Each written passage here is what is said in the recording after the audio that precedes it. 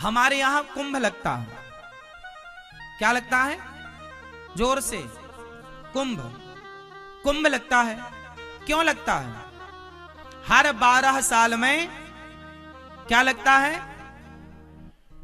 प्रयागराज, हरिद्वार, नासिक, उज्जैन, 4 हैं। क्यों लगता है कुंभ? साइंस क्या है? बृहस्पति जब अपना चक्कर लगाते हैं तो बृहस्पति चक्कर लगाते हैं तो उनका चक्कर होता है एक 12 साल का। हाँ या ना? बृहस्पति की एक परिक्रमा होती है 12 साल की। ये साइंस कह रहा है।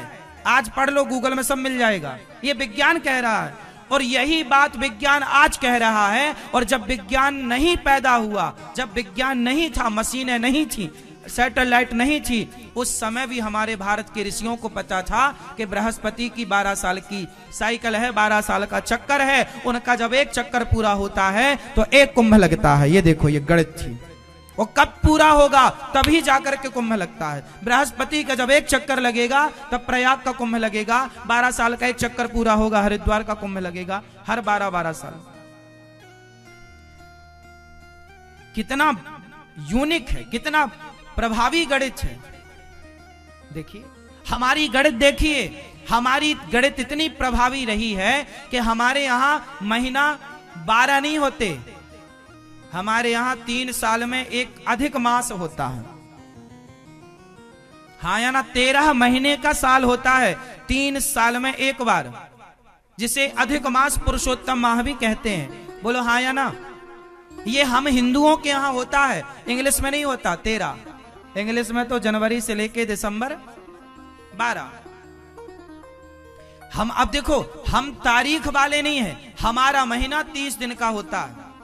तारीख में महीना 28 का होता है, 29 का होता है, 30 का होता है और 31 का भी होता है। बोलो हाँ। पर हमारे यहां कितने का होता है?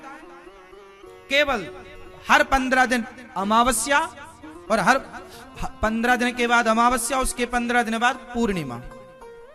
पूर्णिमा हुआ, पूर्णिमा हुई मतलब महीना पूरा, पूर्णिमा मतलब महीना पूर्ण।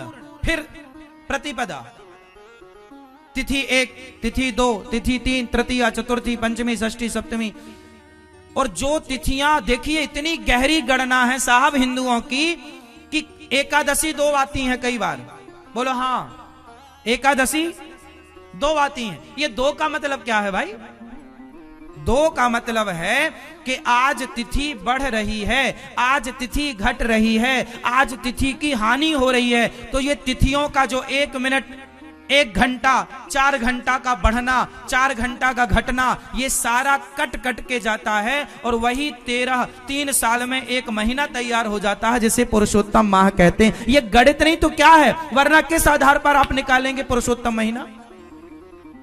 अपने आप में पुरुषोत्तम महीना निकालना ये भी गणित है। निकालो, कैसे निकालोगे?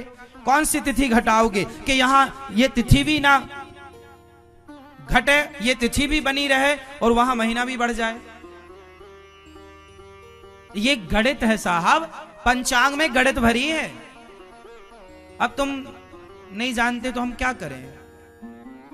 इसलिए अपने बच्चों को, ये भारतीय गणित को, हम तो सरकार से चाहते हैं कि हमारे बच्चों के सिलेबस में, पढ़ाई में, बैग में ये वैदिक गणित होनी चाहिए। वरना ये परंपरा लुप्त हुई तो फिर मुश्किल है, मिल पाना भी तो है।